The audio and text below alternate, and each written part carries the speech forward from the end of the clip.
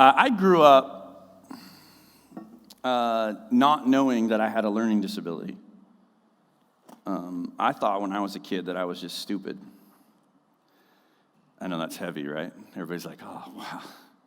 But the upside of that was it gave me the ability to tap into something different than everybody else in class. So I was dyslexic. I didn't find out, severely dyslexic. And I didn't find out that I was dyslexic until I was a junior in high school. So my entire career as a student, by the way, I dropped out when I was a junior and went to a continuation school when I found out I was dyslexic because I was like, this is stupid. I just want to get a diploma and go work because I'm stupid anyway, right? And so my entire career as a student, I thought I was stupid. And I actually had teachers, because this was a different time. Some of you are even older than me. Like, some of you are significantly older than me. It was like a different time. Like, I'm just old enough to remember when like a principal could spank you if your parents signed a note. Some of you are old enough that the principal didn't need a note to spank you. Yes? Okay. Just saying, right? So that's how old I am, right? Like, that sort of thing. So the world was different, and teachers and parents and, not wrong, right, and different. That's not the point of all of this, but it was different back then. So I had teachers that would like call me stupid and say things like that. And I think like coaches sometimes they do that to motivate you, but like English teachers, it's not really that normal, And but the upside of that was I was given this gift from God of dyslexia. And what it gave me the ability to do is it gave me the ability to look at things very differently than everyone else was looking at them because I couldn't look at the words on a page and understand what they said. So I had to really listen, right? I couldn't take notes because even if I could read my own handwriting later, it wouldn't really make that much sense to me. So I would draw a lot of pictures during the lessons and I would like journal different like graphy, charty, imagery stuff in my journals and my books and that sort of thing. And so I came up with like different ways to memorize things, different ways to learn things, and I would look at things from like all these different angles. And now, even in math class, now they call it Common Core math. I was doing Common Core math long before it was Common Core math because none of it made sense to me, so I had to figure out a way to cheat the math to make it work. And so because of that gift, inside of me, God developed this sort of artist soul. And he moved in me in such a way where like I could see things I could make, I could build, I could fix, and I could see something that no one else would want, and I could turn it into something that would be desirable. And so I've always been, interested in that kind of stuff, and painting and drawing and crafting and fixing and building and making all that kind of stuff. And so, and then I married an amazing woman named Jennifer. If you haven't met Jennifer, she's our children's pastor. So she's been trying to stay elusive and out of the spotlight for years and years and years, and God keeps shining a light on her. So if you get a chance to meet Jennifer, say hi to her. But she's equally as gifted and artistic and just like, if she's just amazing. And so like the two of us together in this beautiful marriage and raising our kids and pastoring our church together and all that stuff, you'd be surprised how many times we wind up in like art supply craft stores because of that, right? And my wife's love language is walking every aisle of a store. It's not in the 5 love languages book, but that's my wife's love language. Whatever store we go into, we walk every single aisle, which I don't really mind in some stores. In other stores, right? It's painful. But, and I had this epiphany a while back, a couple of years ago, and then a friend of mine, he preached a message similar to what I'm going to share with you today about Satan. And between that message and this experience I had in this craft store, I crafted this message for you today. And I think that word craft is super important for today. Because God has the power to create you, right? And this is important. Satan has the power to craft. And there's a difference between the two. Everybody say craft, right? I say all that to say, in the artist world, right? If someone was to look at your art piece that you just finished, right, and they were like, it looks like a arts and crafts piece, that's not a compliment. But in the world we live in now, like when someone says, oh, I'm crafty, right, like sometimes we think that's a compliment. Oh, they're crafty, right? Or like, oh, my husband will come over and fix that cabinet for you. He's so crafty.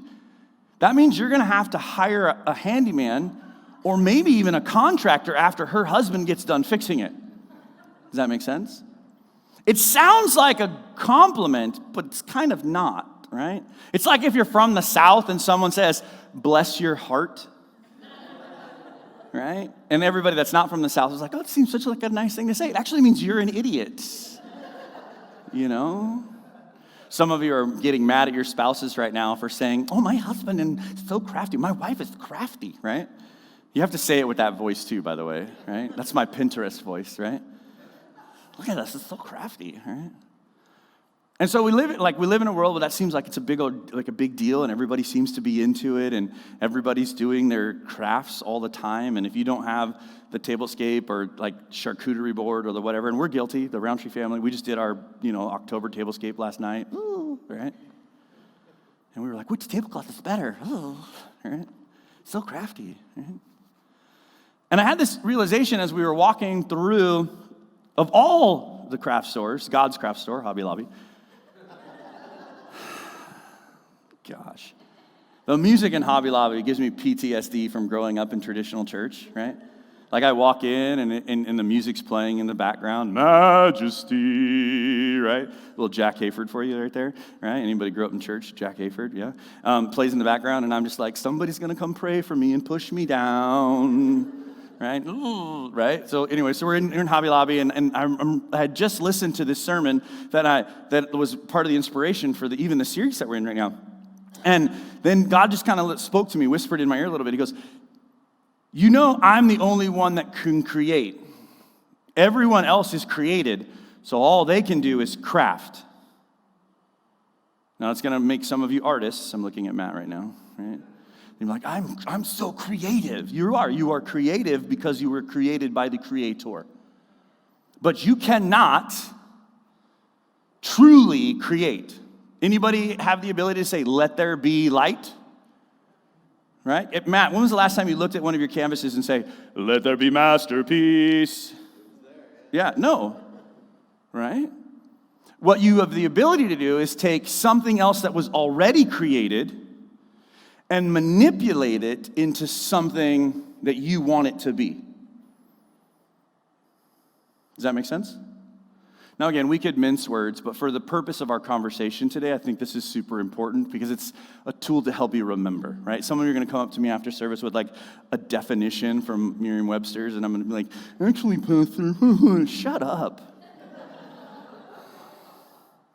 Last week, we started this series called When the Devil Comes Knocking. And so when the devil's at your door, he knocks. And we talked about the idea of the devil being a thief. He's a liar, he's a thief, and he wants to steal, kill, and destroy. And if he has an opportunity to destroy your life, he will. But you don't have to worry about all of that. We don't have to live in constant fear of Satan, right? And most of our views of the devil are based off of popular culture, not actually Scripture. Scripture actually speaks very little about Satan. There's a very little about Satan. I mean, Jesus references him. We have a couple of moments. But the story of the Bible isn't about Satan. The story of the Bible is about God loving us so much that he would send his son Jesus to die for us. It's about you and God and the love relationship we have with each other. And he's a minor role, a side player. And we elevate him to a place of authority that he does not deserve. And so when bad things happen in your life, it is very common for you to get a little bit of residual carryover from those bad things. And so we call that, in regular world, we call that PTSD, right? And there's real PTSD for people who really went through traumatic stuff. And then there's like fake PTSD that people say things like, oh, one time I had to fly Southwest and now I have PTSD, right? Different, right? But we took that phrase, PTSD, and we talked about how that Satan can't steal your peace, right? That he can't steal your thoughts, he can't steal your strength, and he can't steal your day because Jesus is the Prince of Peace, because we have the ability to make our thoughts subject to Christ, and that Jesus is our strength and our shield, and that this is the day the Lord has made. So I will what? Say it louder. Come on. I'll look back on the past times that he's done good things for me, and I'll rejoice. I'll have joy again because I know he'll do it again. That's rejoice. And so since God is in control of all those things. I don't have to give Satan control. The problem is, church, is that most of the time, that thief is crafty. And we're not talking about glue sticks anymore, are we? He's a sneaky snake, right? Right? Like he has this opportunity to like creep into your life. And again, if he gets a foot in the door, he'll grab a foothold. We'll talk about that in like 4 weeks. That foothold is so dangerous because he is so sneaky, snaky, right? And the Bible gives him a lot of different names. When he is referred to, it's often metaphorically. We see him as this like horned, red-horned, forked-tongued, pitchfork-wielding, cloven-hoofed kind of guy. Like, he doesn't look anything like that probably. He probably looks just like all the other angels, except for he probably has a mullet. I don't know. Watches a lot of NASCAR.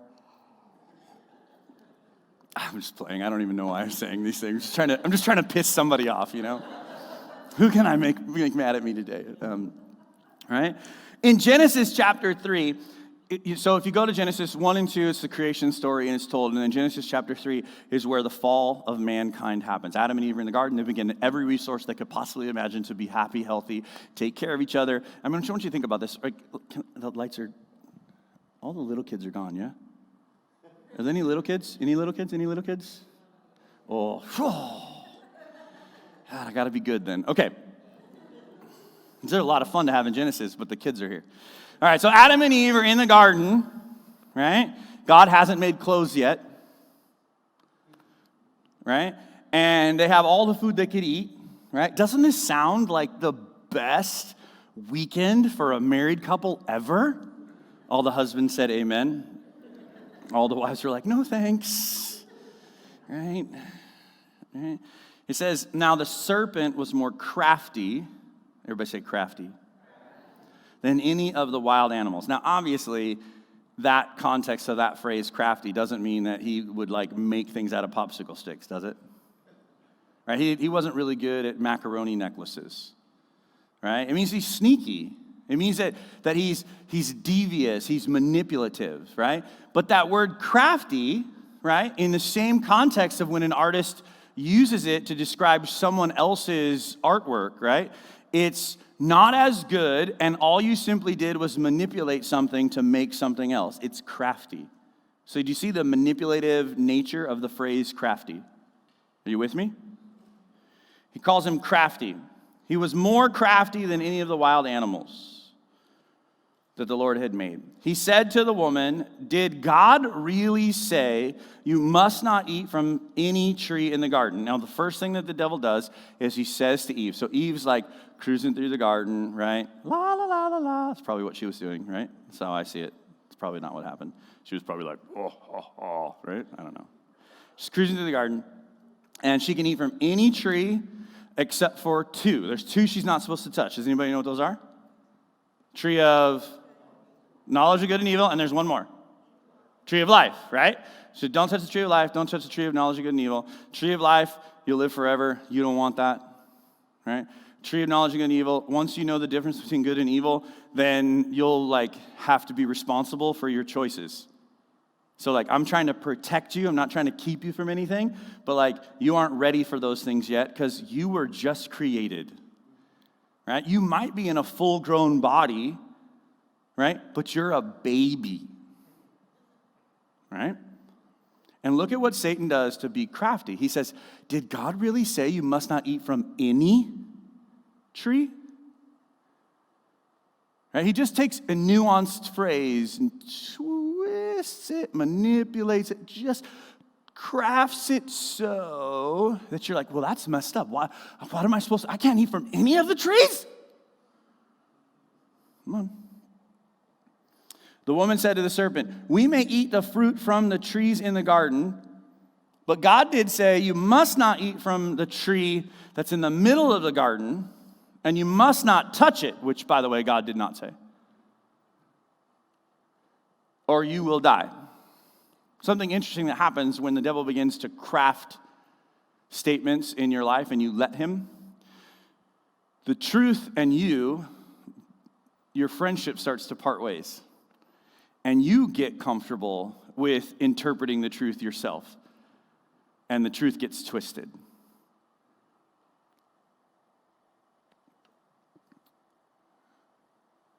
And look at what he says. You certainly will not die, he said to the woman.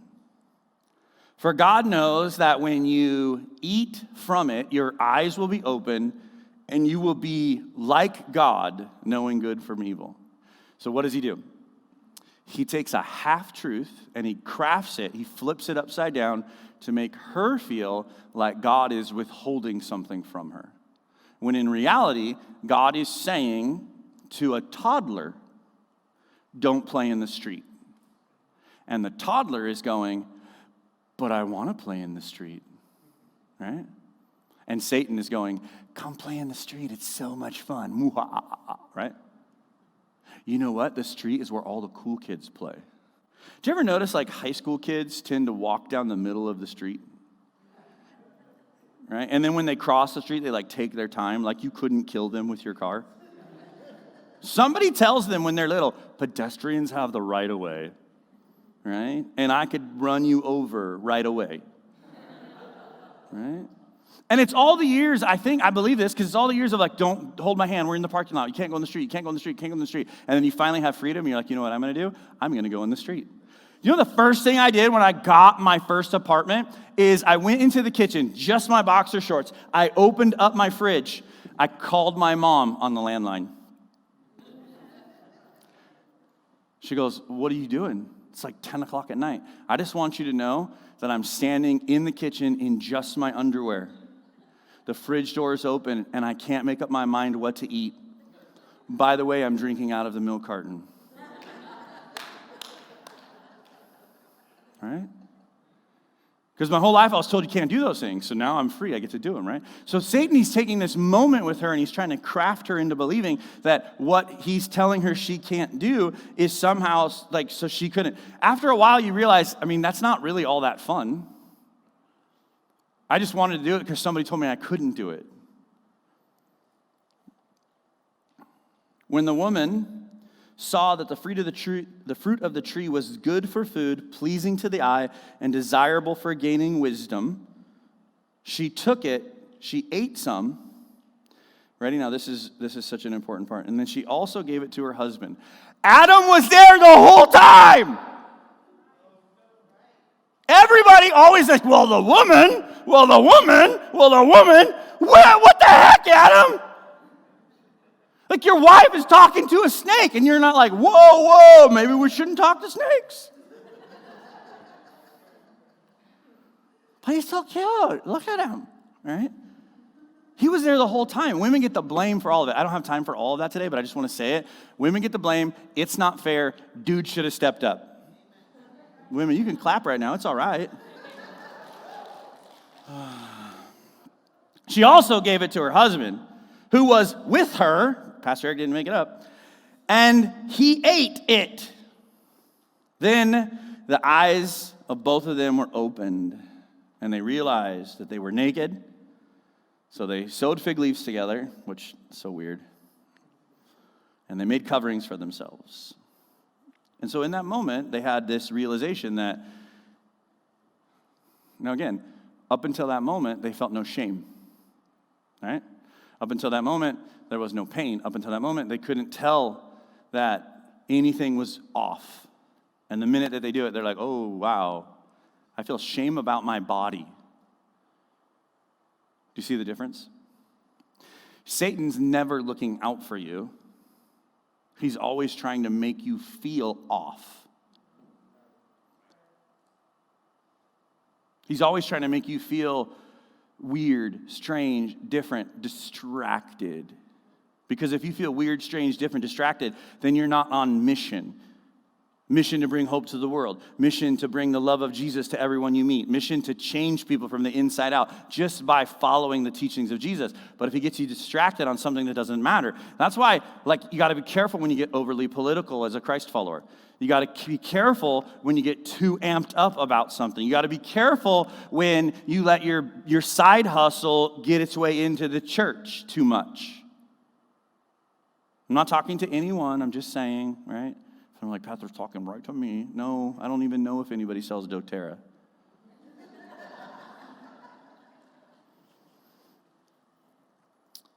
But here's what I'm going to tell you right now. The bottom line is that Adam and Eve both gave the serpent all the craft supplies he needed in that moment to manipulate them into his art project. And so I'm going to give you 5 common craft supplies today that you give Satan most days. If you're taking notes, I want you to write these down. 5 craft supplies that we give Satan, right? The serpent, right? We give him all the time. That he uses to manipulate you into his art supply, his art project, instead of you having the ability to keep your mindset focused on worshiping God. To distract you instead of you being a worshiper. Now again, when I say worship, I don't mean the songs that we just sang. That's part of worship. A lifestyle of worship is when we focus on honoring God with our lives, the way we live, with kindness, compassion, humility, thinking of others first, open-handed living, generosity. This is a lifestyle of worship, not just coming to church once every 6 months and going, oh, I needed that. I recharged my batteries. Now I can go hang out with the devil again. Again, not pointed at anybody, but some of you haven't seen in a long time. Number 1. I'm gonna power through these because I've got 5 of them, and then I've got 3 things at the end. So if we want to get out here at any time soon, I'm gonna have to go fast. So if you're taking notes, you might want to take pictures of the screen if you're not a fast note taker. Number 1, the number 1 craft supply I believe in this culture today that we give Satan is our inflated image of ourself. Man, oh man, do most of us think that we're kind of a big deal, don't we? I mean, just ask us. Like, we're the best.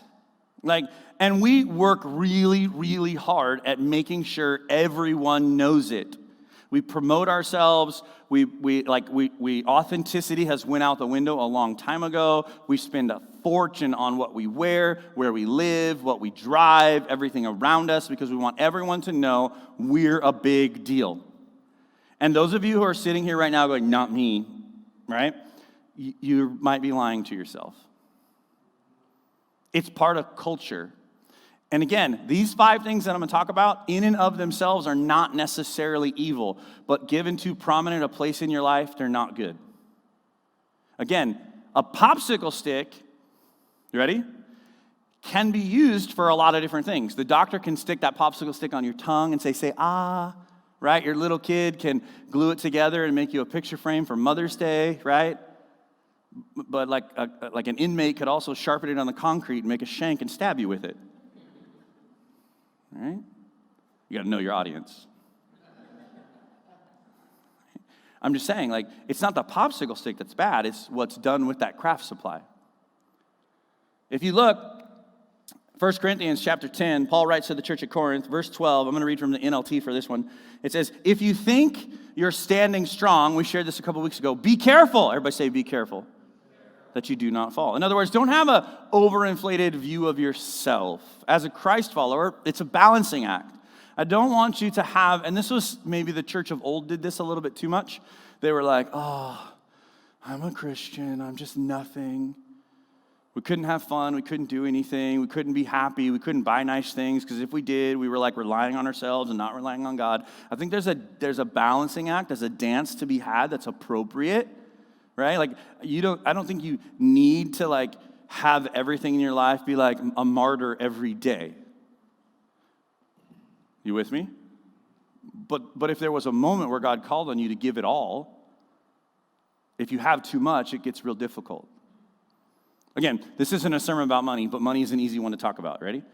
If you had $1 and I asked you to tithe off that $1, how much is that tithe? Say it louder. Right? How many guys are okay with that? I'll give you a dime, Pastor. Right? If you had $10,000, how much is the tithe off $10,000? Ooh, that's a little more difficult. Right? Because 10 cents won't get me jack crap. But $1,000 will get me a lot. And I'm kind of a big deal. And I worked really hard for that money. And ready? I deserve. That's where you get to. That inflated image of self, which makes you believe that you deserve, Could you imagine if Jesus, the night he was betrayed in the garden, making a decision about whether or not he was going to die for the sins of humanity? Because that's ultimately what happened, right? He says to his disciples, will you pray with me? Will you stay with me? And then what if he would have been like, you know what? I'm kind of a big deal, you know? Like, I deserve better than this. Nah, I'm going to do something else, right? Your own inflated self-image, if you're not careful, the devil can craft that into taking your focus off of God and his plans and purposes for your life. He can take it off your family. He can take it off your career. He can get you where, sometimes we'll turn down career opportunities because I'm too good for that. You don't know how many times I have sat across the counseling table with someone and they're like, oh, Pastor, could you just pray for me? I need a job. I'm like, hey, I thought you had a job offer last week. Yeah, but the benefits weren't good. I'm like, haven't you been without a job for like a long time? Yeah, but I'm not going to just take any job. Why? Like, take a job because you know it's easier to get the job you want when you have a job. But we have this image of ourselves.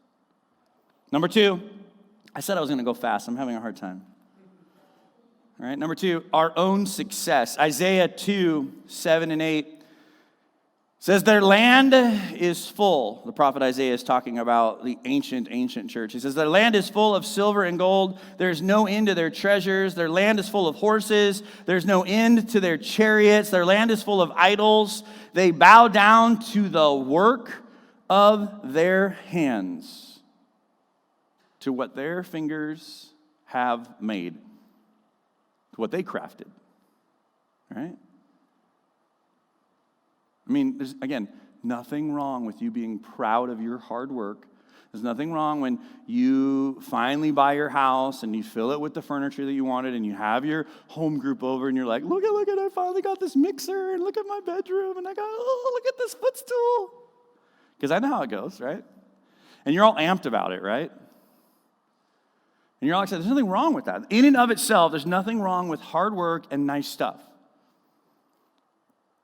But then when that hard work and nice stuff becomes this image of yourself and your own success that becomes, we had one home group at our house and then that kid, he smashed that Rice Krispie treat into our new carpet, so we're just never going to have a home group there again.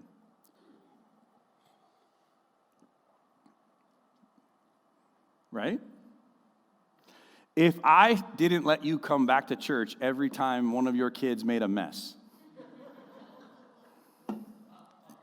come on, right? You're gone, right? And remember, we don't go to church, we what? And so if you're going to open up your life and open up your home and be the church, it's going to be a little bit messy. And it's just stuff. It's my stuff, and I worked really hard for it. Yes. Figure it out. And the devil will lie to you. And again, it's nothing wrong with the nice stuff. It's nothing wrong with you rolling up the nice stuff and putting the nice stuff away. When my grandkids come over, there are things that are out that I put up high.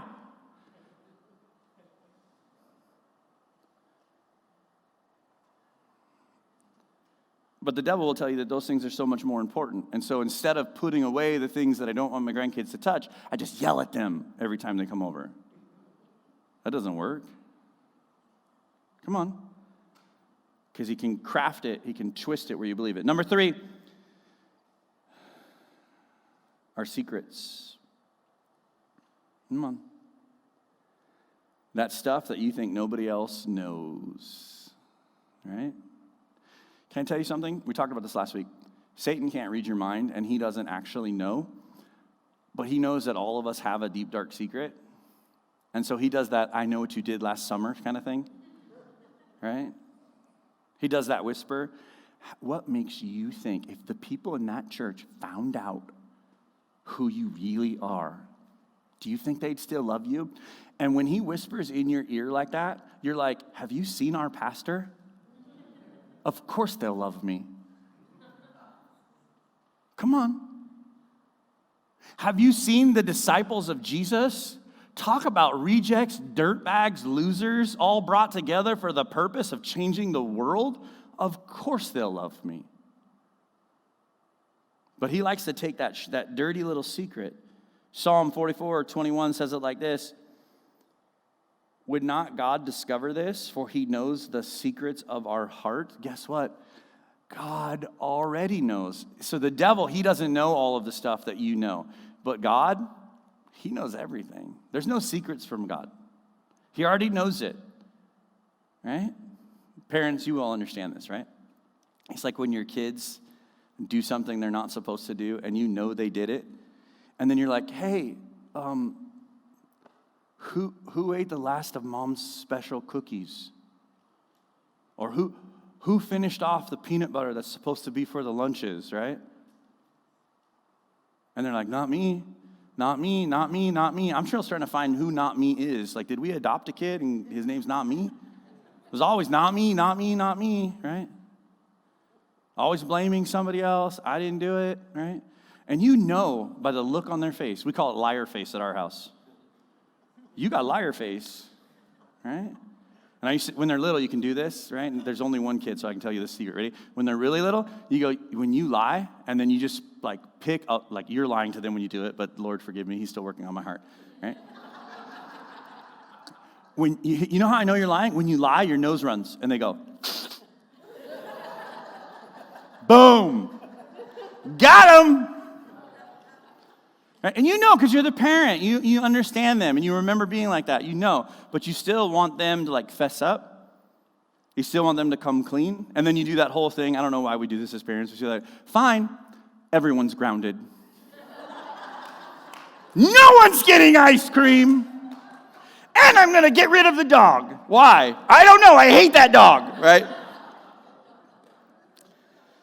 If Satan had an opportunity, he would tell you, right? And at some point, one of the siblings, right?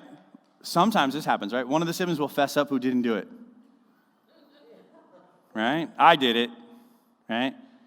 Like, I'm just going to take the spanking for all of us because ice cream will just make the spanking go away. Plus, I don't want Dad to get rid of the dog. But if the devil given an opportunity, he'll whisper in your ear that, you know, God doesn't love you. If you fess up, that, you know, it's going to be worse than the actual consequences for what you've done. Because there's always forgiveness when you're with Jesus, right?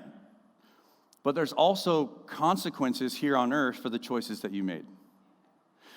Again, ready? Like I'm trying to think of like something super intense, right? And so like if you drink and drive and you get a DUI or you get in an accident and somebody gets hurt, there's consequences because of that, right?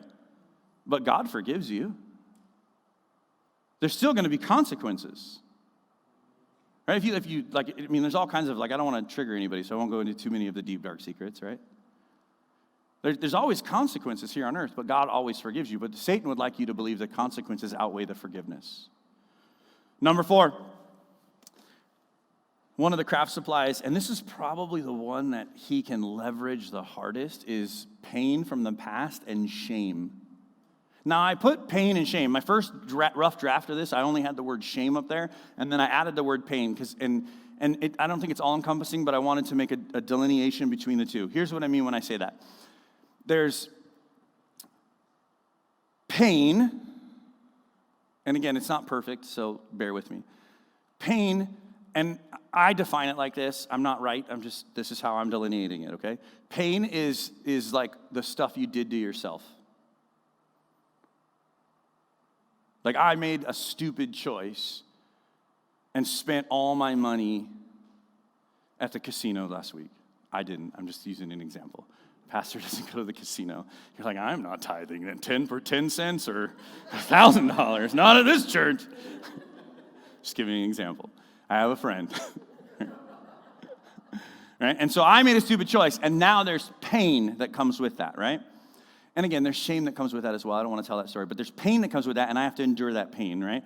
And then there's shame when someone does something to me, and I have no control over it, and I feel massive amounts of shame because now I'm put in a category. I'm like, now again, both categories have both, and you may categorize them the opposite of me.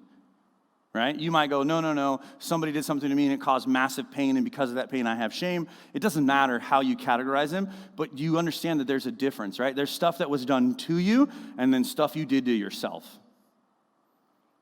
And the devil, this is what he likes to do. He likes to take both of them and leverage them to make you feel stupid. I can't believe you're that dumb that you would do that again. Or maybe it wasn't, somebody did it to you, and he'll make you believe that it was your fault. Come on.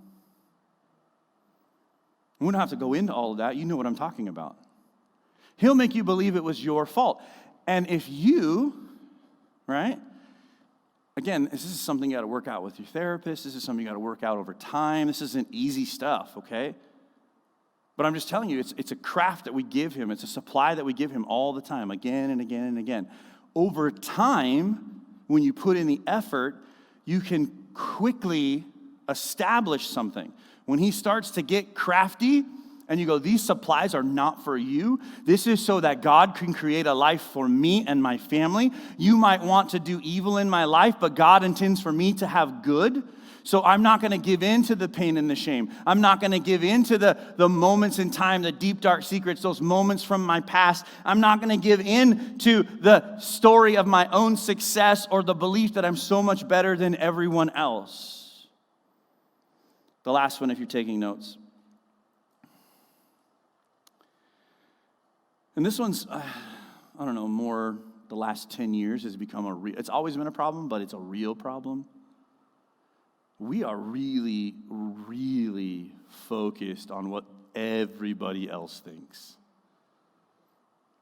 Now, again, it's been around for a long time. When I was in, true story, my parents, if you ever get a chance to talk to them, hang out with them, ask them, right? They'll tell you this story. Preschool. And Vans, which are common shoes now, right? Everybody who has Vans, wears Vans, loves Vans, especially San Diego, right? When Vans first came out, they were this shoe called World Cup and this shoe called Vans. And they were actually being made in the same factory, Vans and World Cup. And they looked identical. The boat shoe, right? The original Vans. And you could get World Cup shoes like all over the place. You could actually like go into Thrifties. Anybody remember Thrifties? Yeah? You could go into Thrifties and buy a pair of World Cups. But if you wanted Vans, they cost more money because especially when they hit, they were like, wow, Vans are so cool, right? And I didn't know what Vans were, but I went to preschool, and some kid in the bathroom at preschool picked up my shoe, looked at the bottom of them, and said, "Those are World Cups." And I went home and cried that night. I don't know why. Now, I don't remember this. It's not like a deep-seated emotional scar for me, except for my kids always had name brand shoes.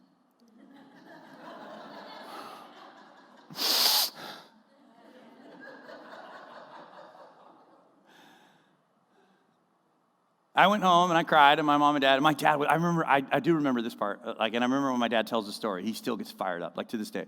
We're the same shoes made in the same factory, right?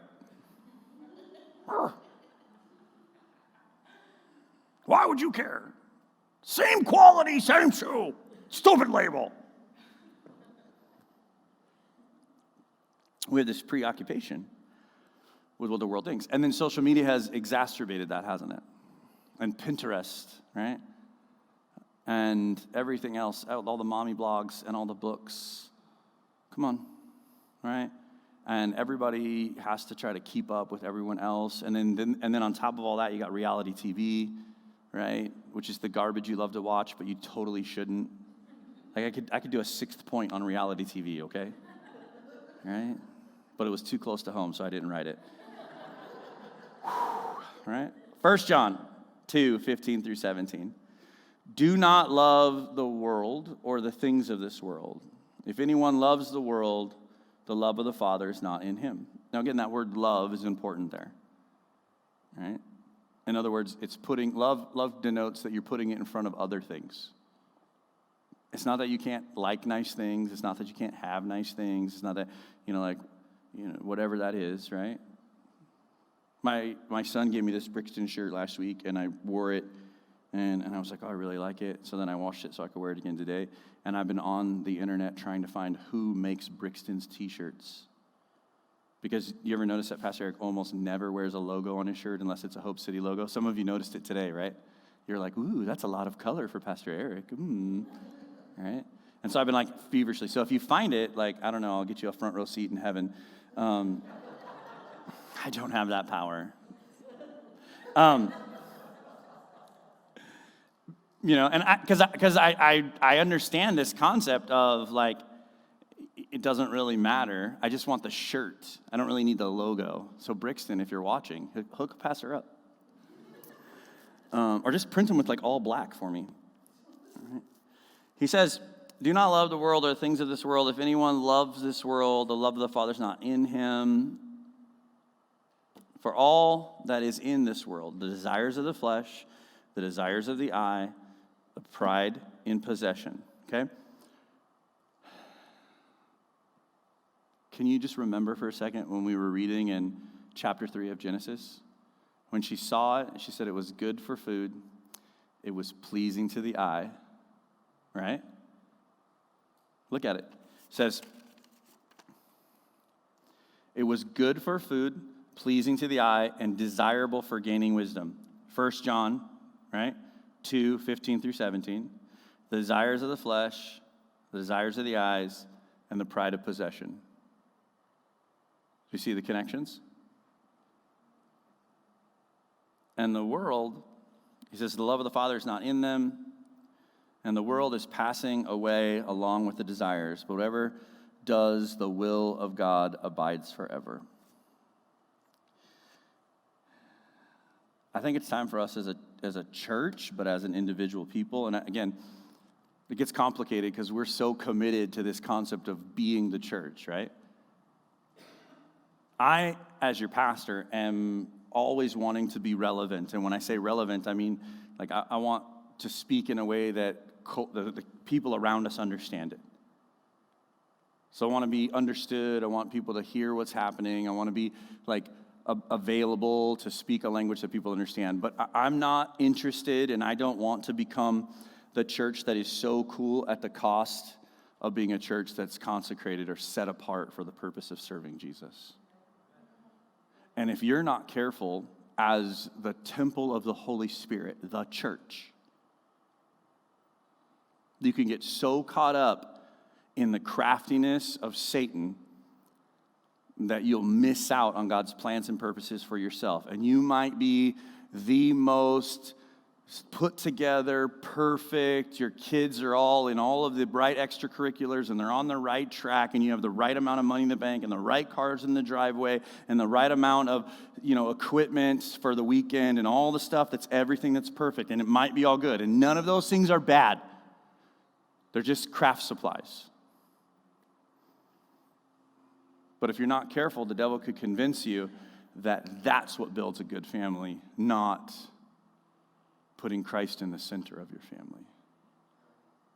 Just like churches can believe that if we just have enough lights and smoke machines and famous people and guest speakers and, if we could just buy the right building in the right neighborhood and spend the right amount of money, then that'll do it.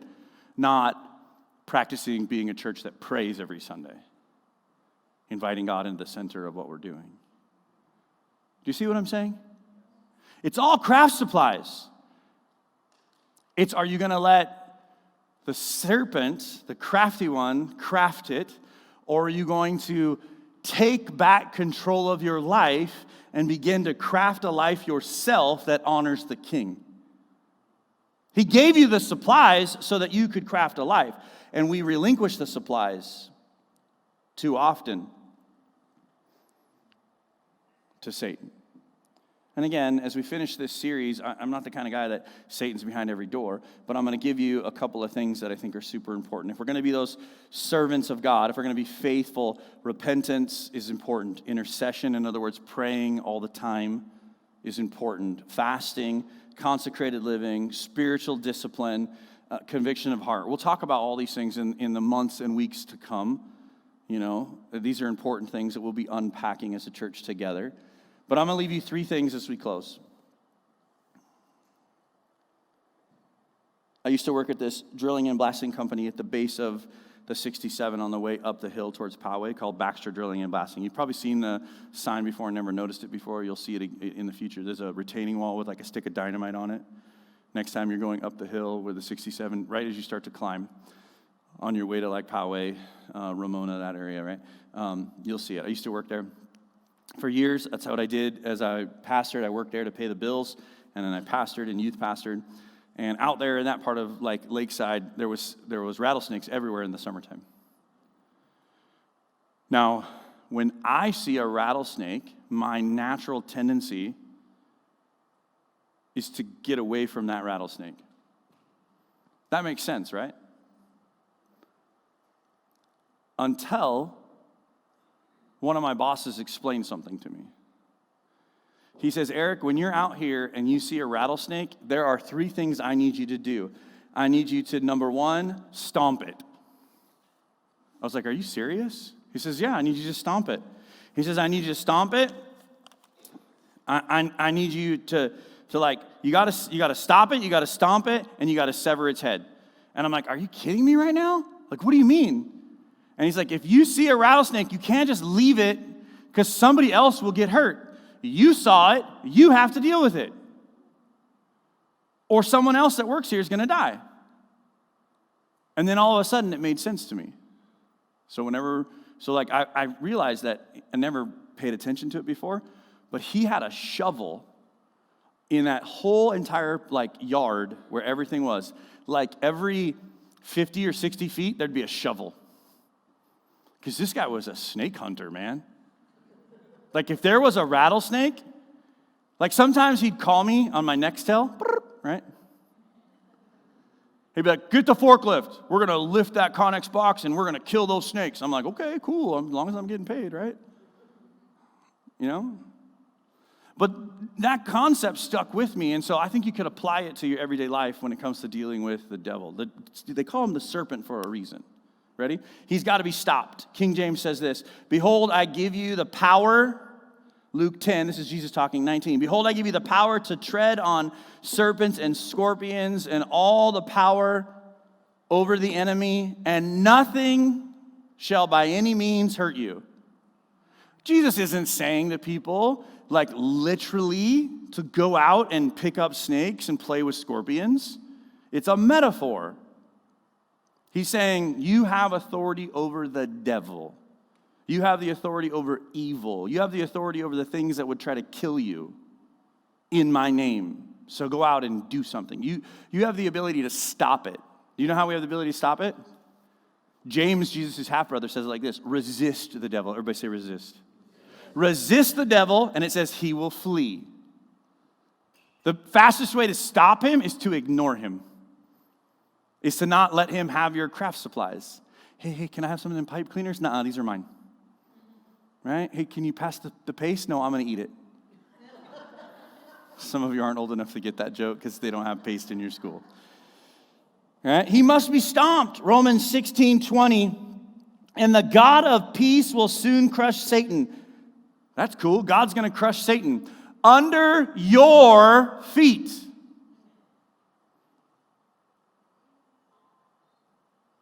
Like, I'm going to resist the devil, he's going to flee. But if he all of a sudden keeps trying to sneak in, if I open the door and that little snake tries to creep in, you know what I'm going to do? Pethor, you would kill a snake if it's going to bite me? Yeah. And then you know what I'm going to do after that? I'm going to make sure that snake is dead. And so I'm going to grab one of the 150 shovels that my boss left lying around, and I'm going to chop its head off. Because the only way to make sure the snake is truly, truly dead is what? Sever the head. In other words, break the relationship. Come on. And so I'm going to leave you with that. I'm going to leave you with that reality. Isaiah 27:1 says, in the day of the Lord, it says, in that day the Lord will take his terrible swift sword, and he will punish the Leviathan. It's another word for a serpent. That swiftly moving serpent, the coiling, writhing serpent, and he will kill the dragon of the sea. It's a very poetic way of saying, right? Like at the very end of time, he'll handle all of it. But what's our point right now? I mean, you got to stop giving him access to the tools that he can distract your life from being a life of worship. And when he tries to make his way in, think about it like this, right? Like, I love to think about it like this because it helps me, right?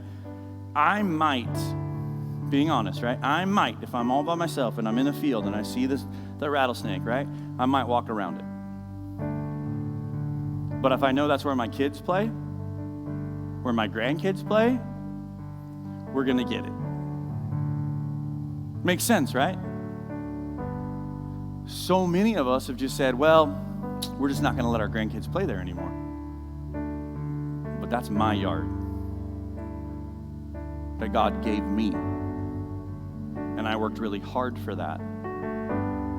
Again, there's nothing wrong with being proud of what you have. We talked about that. Those are craft supplies. And God gave those to me so I could bless my family with them.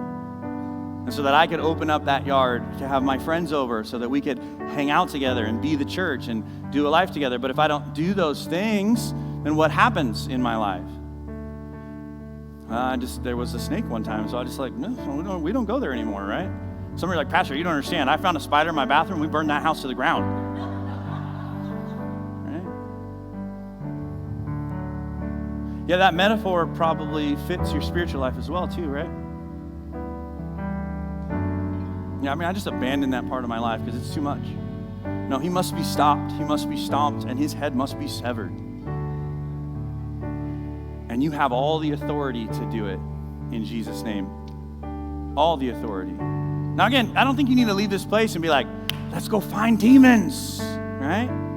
You don't need to go look for the rattlesnakes. But when you see one, deal with one. So you got to be prepared. It doesn't make sense to go find them because they have again, the metaphor breaks down, right? The rattlesnakes in our world have a purpose. You don't have to go looking for them. But when they come, you need to be ready. Are you ready? So I'm going to give you 3 things to think about as we sing this song. Number 1, have you been giving the devil too much space in your craft drawer? Like, does he just have full access to your workshop? Has he just opened up your caboodle and went crazy? Come on.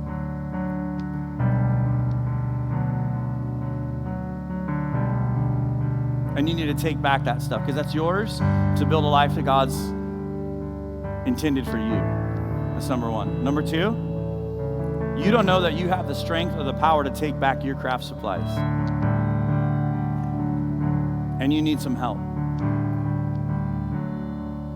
And you're going to say, Jesus, I can't do this by myself. I've given him too much space, and now my house is overrun with snakes. Come be the exterminator, Jesus. Number 3, you're here and you're like, I don't know anything that you're talking about, Pastor. You're just crazy. But I just feel something different here today, and I want to know more about that. Then I just encourage you to do this. Just invite Jesus through the power of his Holy Spirit to begin to take residence in your life. Just invite him in. Just go, Jesus, I just give you room in my life today. Begin to shape me into who you want me to be.